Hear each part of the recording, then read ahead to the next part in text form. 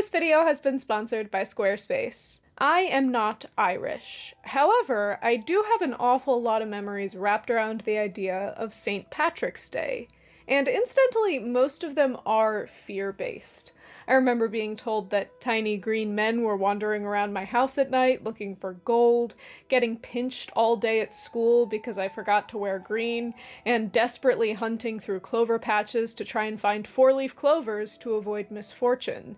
And despite all of this fear that I felt, I realized that I didn't even actually know who St. Patrick was. Now, look. A lot of our modern holidays have strayed pretty far from their original namesakes and meanings, but St. Patrick's Day might just be one of the most extreme. So today, with St. Patrick's Day a couple of days away, I thought we could investigate what happened. Who was St. Patrick? Did he ever actually have anything to do with snakes or shamrocks? And how did this modern holiday, with its green beer and green milkshakes and green rivers and Kiss Me I'm Irish t-shirts actually come to be? Let's begin by discussing fiction versus fact, because the reality is that there's a whole lot more of the former. The only actual verifiable information that we have about the life of St. Patrick comes from 2 letters written by him himself. Fortunately, these letters do contain a good amount of autobiographical information, so we can start to piece together a sketch of the life and times of St. Patrick. Now, I have chosen to present this information to you in the format of a video essay, but if you wanted to present it a different way, say perhaps in a website, maybe, then I know just the company to help you get started. Squarespace is the all-in-one website building platform that's going to help you and your brand stand out and succeed online. With Squarespace's cutting-edge design tools, anyone, no matter their level of experience, can create a perfectly customized website. Just start with one of their professionally designed website templates, or with their Blueprint AI website builder, and use their intuitive drag-and-drop technology to create a website that perfectly suits your style and your personal brand. And with Squarespace's email campaign feature, you have all the tools you need to promote your services, engage your clients, and grow your business. You can set up automatic emails to stay connected and drive growth while saving time, and you can seamlessly integrate your products into emails. If you're interested in overhauling an existing brand or establishing a new online presence, give Squarespace a try. Just head on down to squarespace.com for a 100% free trial, and when you're ready to launch, go to squarespace.com/JessOfTheShire to get 10% off your first purchase of a website or domain. Thank you so much to Squarespace for sponsoring this video and supporting the channel, and thanks to all of you for checking out my sponsors. St. Patrick was born in sometime around 390 in Britain.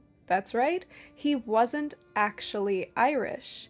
In fact, he identified as a proud Roman citizen, not even as a British citizen, as Britain had been under Roman control for some centuries at that point. We can't say precisely where or when St. Patrick was born, but we do know that his baptismal name was Patricus, which means noble or of the patrician class, and indeed his family was relatively well off. His father was a local magistrate, and his entire family were practicing Christians. And as Christians in this particular place and time, they would have been a minority. By the 4th century, Christianity had become the dominant religion in mainland Europe, but it took it a lot longer for it to get west towards Britain. They certainly wouldn't have been the only Christians in the country or even in their town, but most of the people around them would have either been Celtic pagan, Roman pagan, or just non-religious. Patrick himself, although he was baptized as an infant, didn't grow up Christian. We don't know exactly why this is, probably some kind of teenage rebellion, but the fact is that there were a lot of other options, and there were a lot of non-Christian people around him, and that was probably some kind of an influence. But the young, rebellious Patrick would have the ultimate come-to-Jesus moment in his teen years. In a letter, he recalls, "There I was captured when I was just short of my 16th birthday, at a time when I had no real knowledge of God. I was led away as a slave to Ireland, as were so many thousands of others. We deserved slavery, for we had abandoned God and did not follow his ways. At this time, it wasn't a particularly rare thing for Irish raiders to come onto British soil, searching for people to kidnap and sell into slavery, but that doesn't make it any less tragic. At not even 16 years old, Patrick was torn away from everything familiar and thrust into a strange new world, a world where he would truly learn the meaning of suffering. The culture was different, the people were different, the language was different, and he was treated as little more significant than the sheep that he herded. For 6 years, Patrick was a slave, herding sheep all year round in all weather, and it was in this darkness that he finally found a light. It was here in Ireland that God first opened my heart, so that, even though it was a late start, I became aware of my failings and began to turn with my whole heart to the Lord my God. For he looked down on my miserable condition and had compassion for me, young and foolish as I was. He cared for me before I even knew who he was, before I could tell the difference between right and wrong.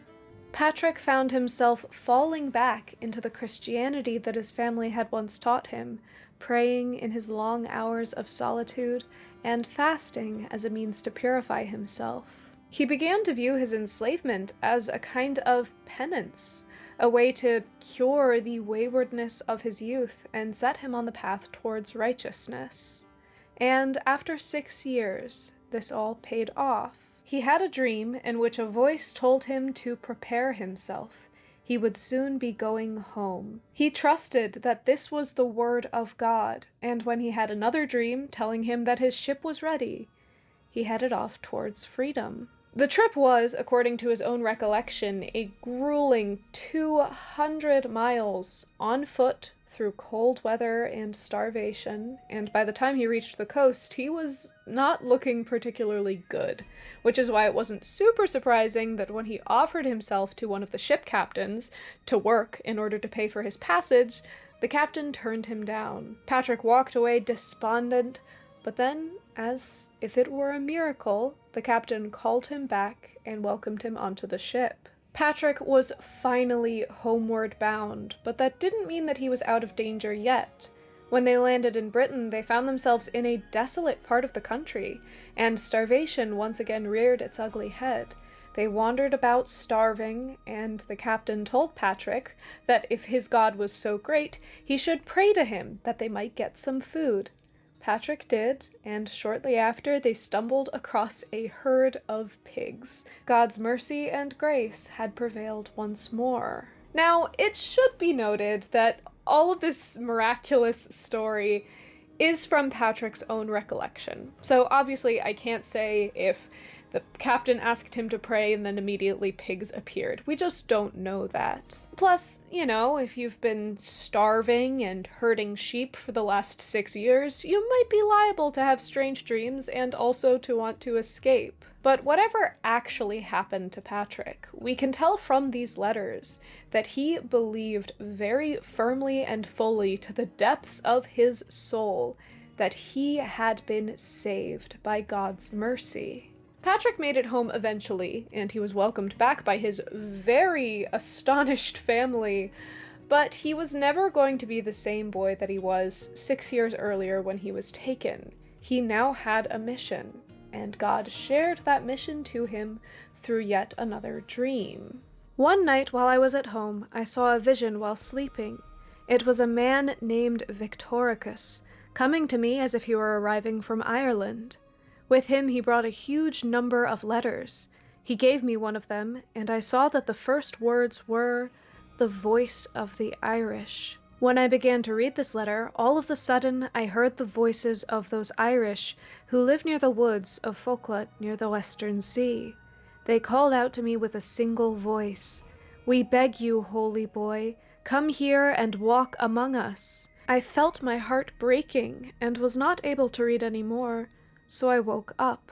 Patrick would obey this call to action, but unfortunately his letters give us next to no details about this missionary work and how it happened and what happened to him. We do know that he became a bishop and that he went to Ireland, so we can assume that he went through the processes of learning about Christianity, of the diaconate, of the priesthood, and then eventually became a bishop, but most of what we know about this period, or can say about this period, is just educated guesswork. Now, we are certain that Patrick was not the very first Christian missionary to ever step foot in Ireland. In 431, the bishop Palladius was assigned to minister to Ireland, and even in those letters, it's implied that there was already a small but existing population of Irish Christians. Now, of course, it is possible that Patrick was one of the many deacons that Palladius brought over with him in his trips to Ireland.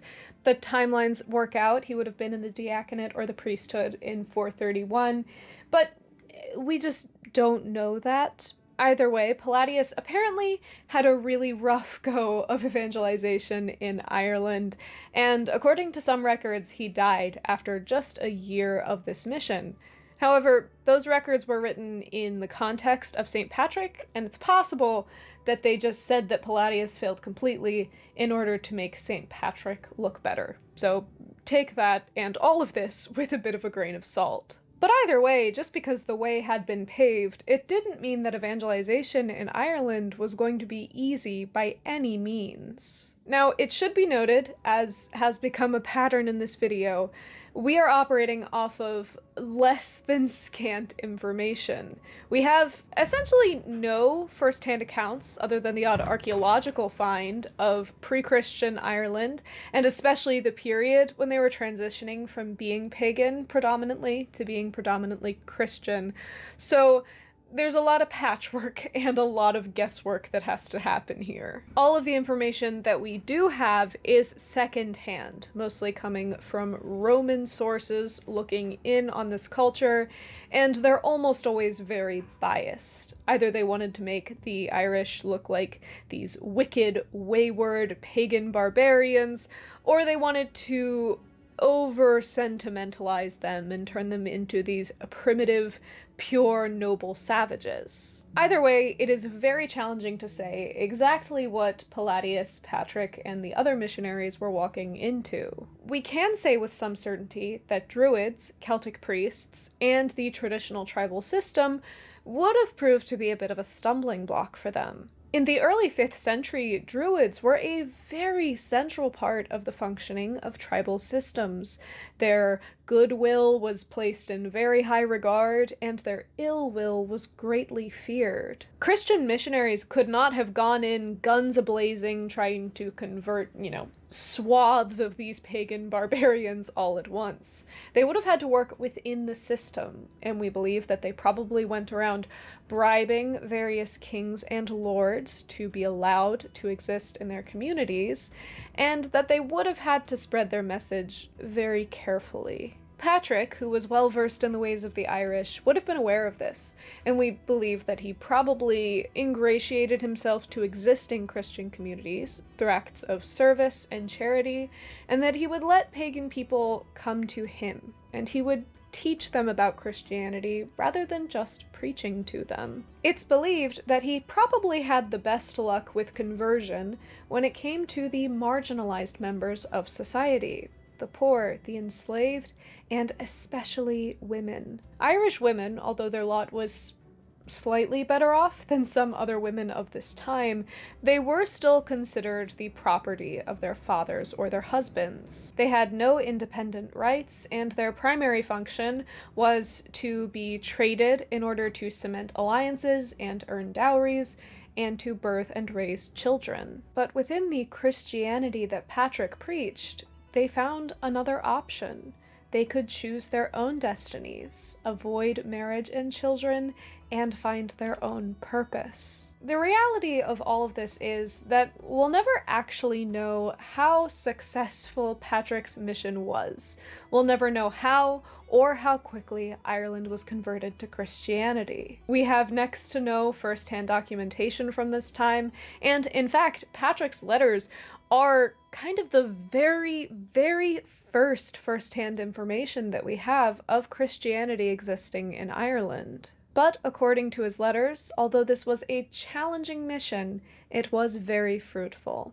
I will say that God, in his great kindness, often protected me from being enslaved, and he rescued me at least 12 times from the threat of death. And the many other times I was in danger are just too numerous to mention. I don't want to bore my readers. God knows everything before it happens. So, with him as my witness, I can tell you he used to warn me frequently of trouble in advance, though I didn't deserve such special treatment. We do know that at some point in Patrick's life, he had a run-in with the British slaver Caroticus. Caroticus had intercepted a group of Patrick's freshly baptized disciples, kidnapping them to sell them into slavery. In one of his 2 existing letters, Patrick condemns the actions of Caroticus and excommunicates him. The main strut of his argument is a concept that, for its time, was kind of radical. The idea that the Irish people that Caroticus had kidnapped were people. They were just as deserving of God's love as any other people, and they certainly did not deserve the agony of slavery. Certainly, Britain had been scourged by the Irish, they had come onto their soil and they had kidnapped them, but that did not make kidnapping and enslaving them any more morally justifiable. Patrick writes of Caroticus and his ilk. So I most sincerely ask you, my fellow Christians, not to have anything to do with these men. Don't eat and drink with them. Don't even accept charity from them until they beg and cry to God to forgive them. They must also free their Christian women and captives. Remember, Christ died and was crucified for these people. Again, for its time, this was a radically empathetic idea.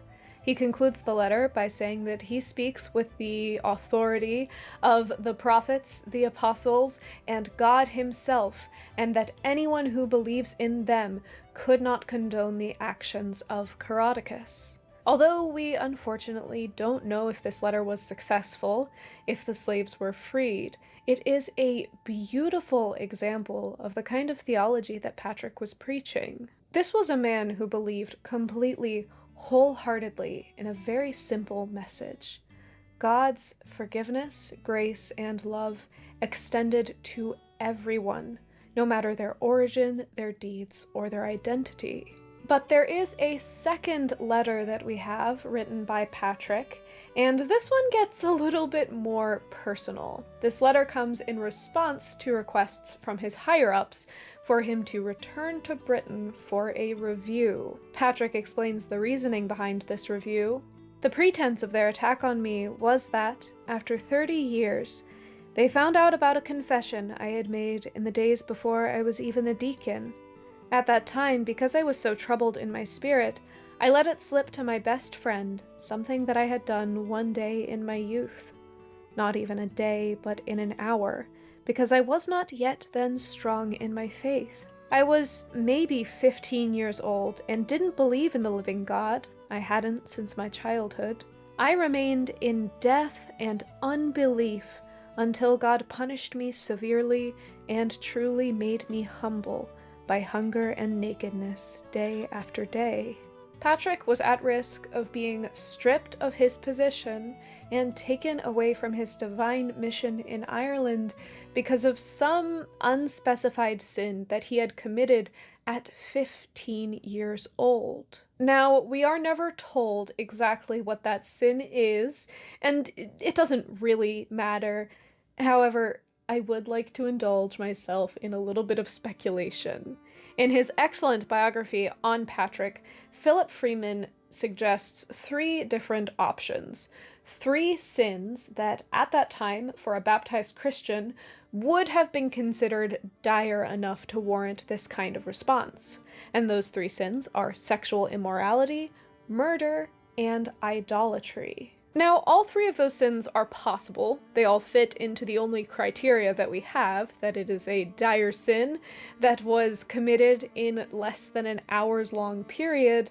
However, I think that the most interesting option here is idolatry, the worship of gods other than the one Christian God. Of course, sexual sin could be the option, but a singular incident of sexual immorality when you are 15 years old and admittedly don't even believe in God at that time doesn't seem like quite the ammo that the higher-ups of St. Patrick were working with when they were trying to completely strip him of his station. Murder, of course, is also an option, but again, I think that idolatry is the most interesting. First off, he didn't believe in God, and he was surrounded by other pagan influence. There were all kinds of cults and secret societies, and he very well could have paid homage to someone or something other than the Christian God. And for someone like St. Patrick, this does seem like the kind of sin that would haunt him for the rest of his days. And maybe it's just like the storyteller in me, but I do kind of like the idea that he then spent the rest of his life converting people from paganism in Ireland. He made it his lifelong mission to deliver people from the sin that he had once committed into the grace of God, as he had once miraculously experienced in his youth. I mean, that is all just speculation, and we will never know what the sin was that Patrick was being called to account for, but we do know that he firmly and wholeheartedly believed that he had been saved and forgiven of this sin by God. So I will trust my spirit to my most faithful God. I serve here as his ambassador, in spite of my shortcomings. But God doesn't use the world's standards in such matters. He chose me for this job. Me, one of the least of his servants, to be his assistant. I will try to pay God back for everything he has done for me. In this letter, called The Confession, Patrick lays out his life story, his enslavement, his escape towards freedom, and his mission in Ireland, and he makes an incredibly compelling argument for why this mission in Ireland must continue. So may God never permit me to be separated from his people, for whom he worked so hard, here at the end of the earth. I pray that God will give me perseverance and allow me to be a faithful witness for him until I die. If I have ever done anything worthwhile for the God I love, I ask that I might be allowed to die here, for his name, with these converts and slaves, even if it means that I won't have a marked grave, or that my body is torn apart piece by dogs or wild animals, or that I serve as a meal for the birds of the air.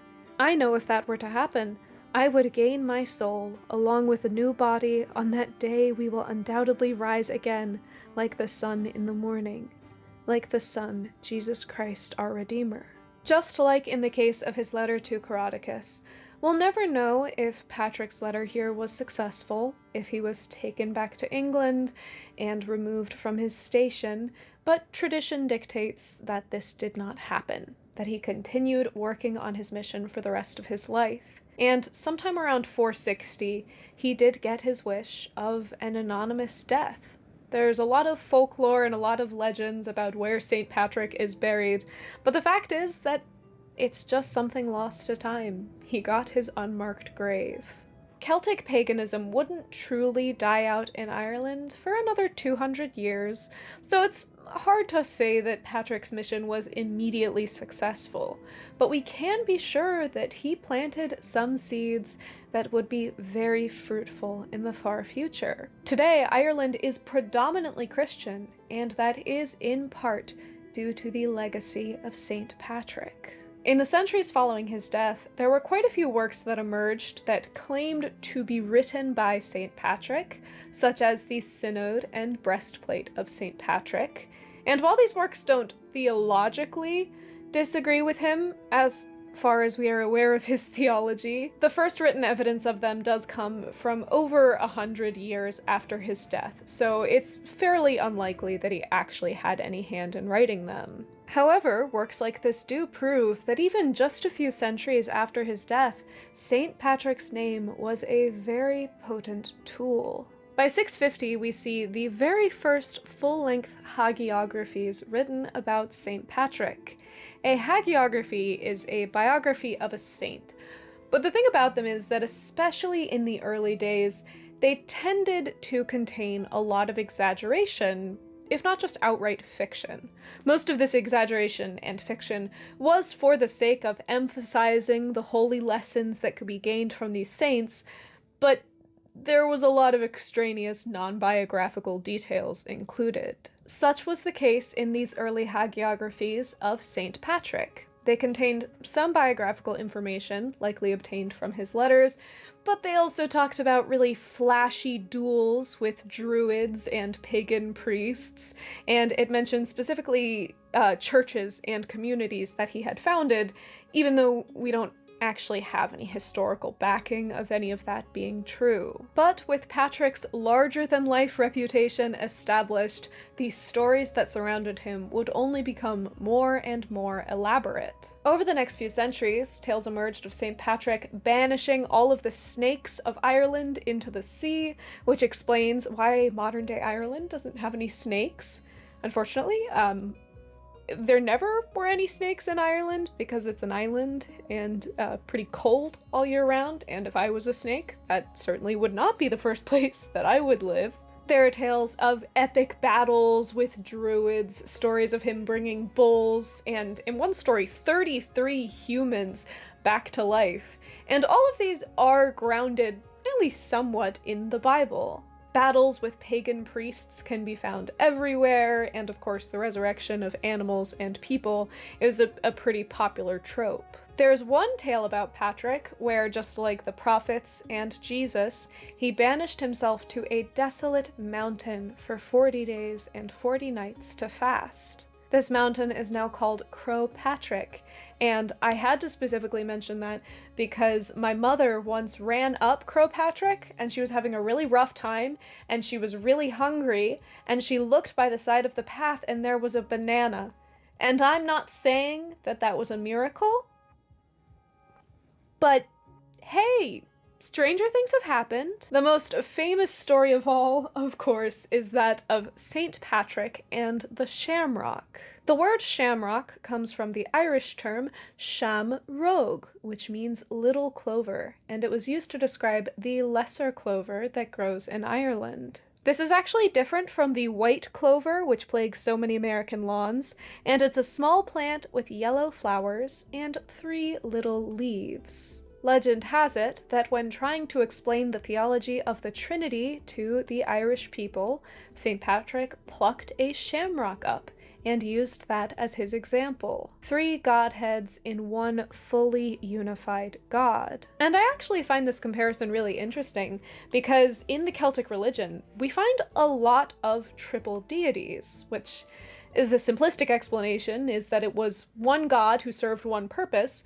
but that had 3 separate faces. So I do think it's kind of interesting that maybe Patrick did rely on the Celtic knowledge of triple deities in order to help them come to terms with ideas like the Trinity. This story is so wonderful, and it's probably the best known story about St. Patrick.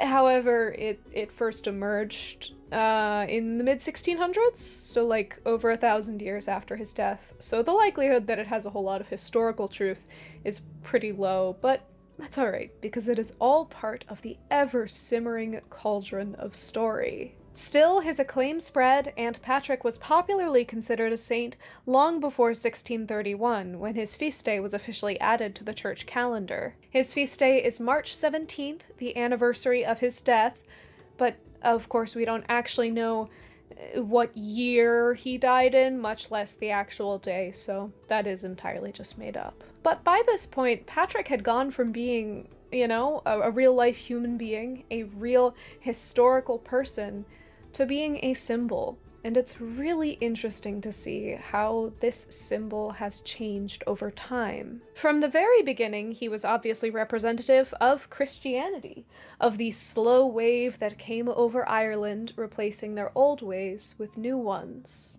Eventually, when the Christian church split into Catholics and Protestants, he became a bit of a rallying point for Catholic Irish people. The Protestants never disclaimed St. Patrick entirely, but reverence towards saints has always been a bit more of a Catholic tradition, so the Catholics led the charge on early St. Patrick's Day celebrations. And these earliest celebrations likely looked like what a lot of other feast days for saints looked like at the time.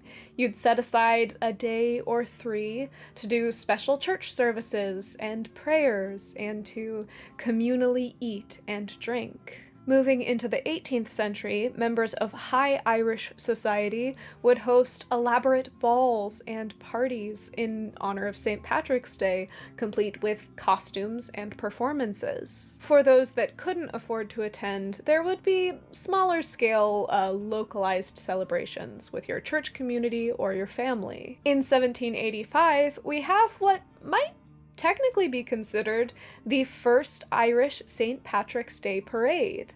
When the big ball at Dublin Castle was postponed, revelers took to the streets on March 17th to march with their costumes and their flags in a big procession down the street. But beyond just being a religious symbol, in the 18th and 19th centuries, we see St. Patrick evolving to be a symbol of what it meant to be Irish. The shamrock and the color green were adopted as signs of Irish pride, to the point where there's a 1789 street rebellion song called "The Wearing of the Green." The song protests British suppression by using the image of people being hanged in the streets just for wearing the color green, just for expressing their Irish pride. But as quintessentially Irish as the roots of St. Patrick's Day were, it really flourished overseas. Beginning in the 1600s, as Irish folk began coming over to America, we see writing about people celebrating St. Patrick's Day on American soil. In 1601, a Florida military unit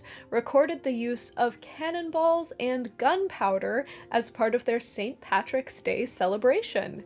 That sounds like my kind of party. The first official observance occurred on March 17th, 1737, when a group of Irish immigrants in Boston got together to celebrate St. Patrick's Day and to raise money to help the impoverished Irish immigrants in the city. Throughout the 18th and 19th centuries, in cities with high Irish diaspora populations like Boston and New York, there were parties, balls, and even some parades on March 17th, typically with a charitable goal to support struggling Irish immigrants. As was the case in Ireland, those who couldn't afford these big fancy parties tended to stick with more local community celebrations involving prayer, food, and drink. It is also worth noting that America was not the only country to be receiving an influx of Irish immigrants around this time. Canada and Australia especially had their own diaspora populations of Irish people,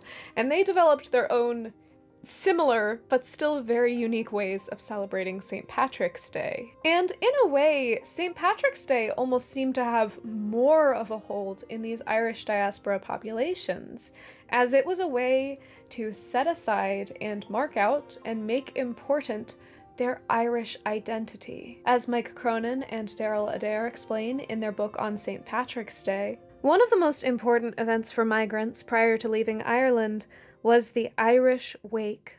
These were emotional gatherings of families and communities so that they could bid farewell to an immigrant who they would, in all likelihood, never see again.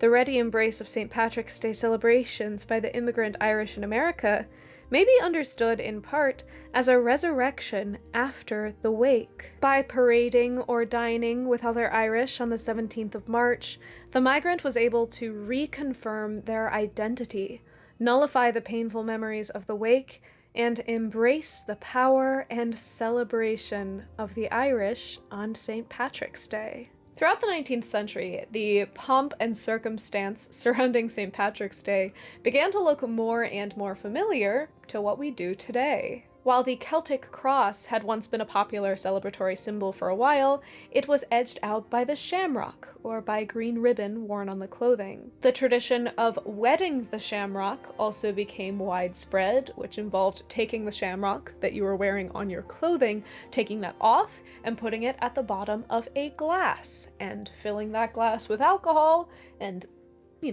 drinking it. March 17th also oftentimes fell midway through Lent, which many Christians observed, and that meant that St. Patrick's Day was an opportunity to put aside the fasting and the solemnity and let loose for a while. In a way, St. Patrick's Day also came to take the place of older spring festivals like Imbolc, Beltane, or May Day, representing the shift in seasons and allowing people the opportunity to go out and start growing their crops. But the power of St. Patrick's Day and what it could represent really solidified itself in the mid-1800s. At this time, Ireland was reaching a crisis point that had a lot of different causes, but it was mostly rooted in really poor leadership. Much of the farmland had been bought up by coercive landlords, extorting their tenants for more and more money, while providing them with poorer and poorer farm plots.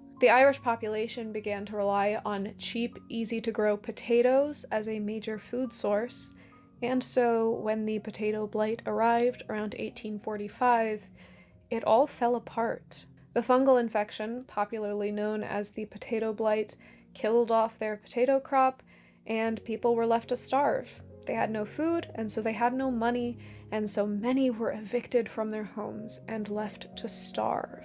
It's estimated that around 1 million Irish people died as a direct result of the famine, and many more left Ireland for other shores. This was a really pivotal point in Irish history because it cemented their need for identity, for independence.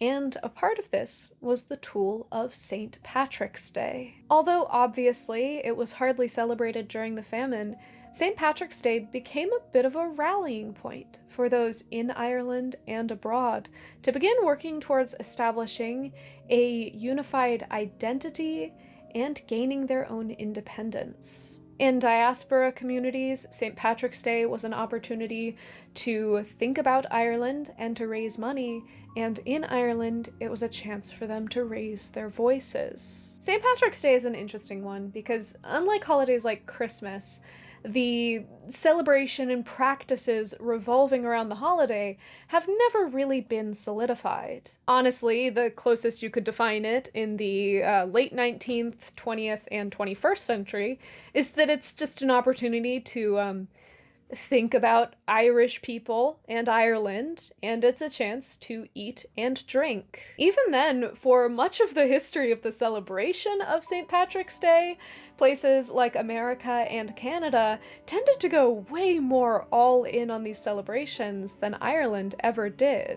But with the dawn of cross-global communication, news, TV, and radio, Ireland began to see what they were missing out on. And in the last couple of decades, they've really gone to efforts to Irish up the holiday that is already supposed to be quintessentially Irish. The Dublin St. Patrick's Day Festival first got its start in the 50s, but in the 1990s it got a full overhaul, now dedicated to celebrating all things Irish. There are parades, shows, concerts, and they get hundreds of thousands of revelers pouring in every year. In Ireland and globally, we've continued the tradition of wearing green or wearing a shamrock in honor of St. Patrick's Day.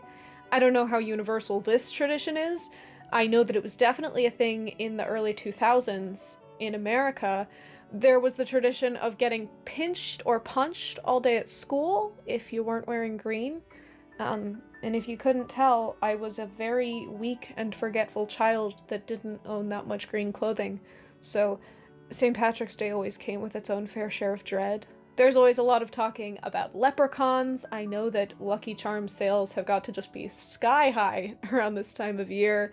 And there's just a whole commercial industry that pops up around holidays like this. In some kind of rare cases, there's a push towards purchasing genuine Irish products, especially stuff like Guinness.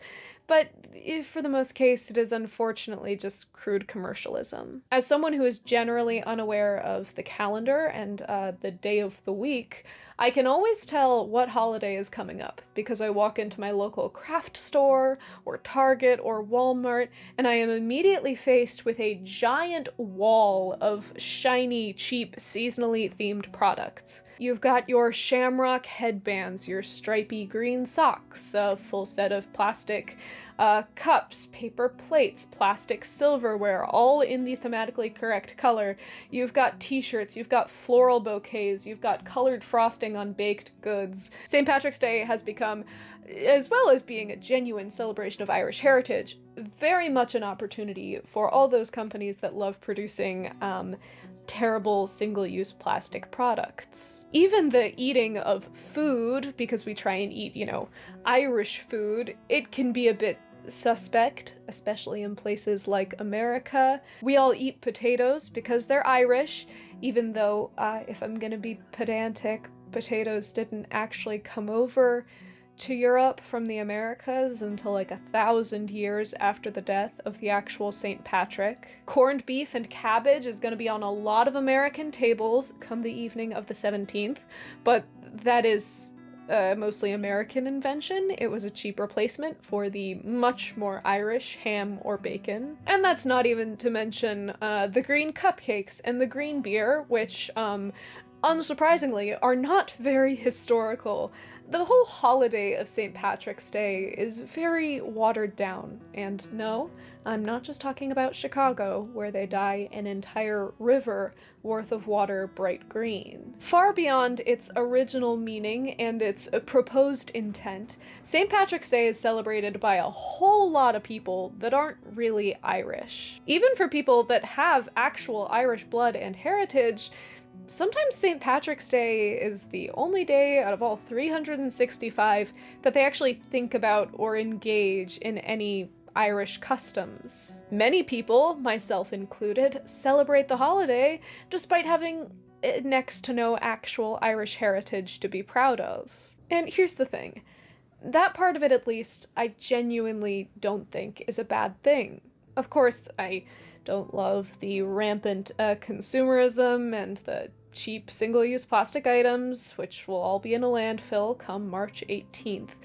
But I'm not against the idea that a holiday changes in its meaning over time and space. You could argue that St. Patrick's Day is just a kind of made-up tradition, but that's kind of the way with all traditions. If you may recall, people were making up things about St. Patrick as soon as his body was going cold on the slab. That's just how humans work. At its very worst and most pessimistic, you could call St. Patrick's Day just random hedonism, an opportunity to get drunk and throw up green things on a Monday afternoon, a cheap imitation of far superior and more culturally grounded festivals. But I do think that's a kind of uncharitable way to look at it. Going all the way back to actual St. Patrick, at the heart of his mission was the idea of empathy. He believed that every human deserves respect, education, fair opportunities, and care, no matter their origins, their identities, or which side of an ocean they were on. He managed to find it in himself to have empathy and care and love for the very same people that had enslaved him for 6 years. And in a really funny, roundabout way, the modern celebration of St. Patrick's Day almost reflects that message. Holidays like St. Patrick's Day give us a chance to step out of ourselves, out of the mundane, out of our everyday routine, and to meet people that are like us and that aren't like us. It gives us an opportunity to engage in faith, in charity, in community, and family. And although holidays are an ephemeral thing. I seriously doubt that anyone's life philosophy has been permanently altered by attending a St. Paddy's Day parade. Perhaps the community and the empathy that we find in St. Patrick's Day could be carried out through a little bit more of the year. If you'd like to do any further reading on the life and times of St. Patrick, I highly recommend this biography by Philip Freeman. It's always hard trying to piece together the biography of someone that we know next to nothing about, but he does a masterful job, and there is so much excellent background information that really helps fill in the gaps that we just don't have otherwise. So that biography, as well as all my other sources, will be linked in the description. In the comments, let me know what your St. Patrick's Day traditions are, or your family's St. Patrick's Day traditions. As a kid, I think my favorite one was creating leprechaun traps. And I genuinely don't know if that's something that other people did. So mid-2000s kids, chime in letting me know if you also had to create leprechaun traps. But I got way too into it. I have not trapped one yet, but fingers crossed for this year. And also, feel free to comment if there are any other legends or stories about St. Patrick that I missed out on in this video. Consider giving this video a like if you learned something new, and consider subscribing if you want to tune back in here every single week to hear me talking about The Lord of the Rings, the art of storytelling, and, you know, other stuff too. Okay, the neighbor's dog just started barking, and I'm losing my voice. So I guess that is my cue to go, but I hope that you all have a very happy Hobbity day.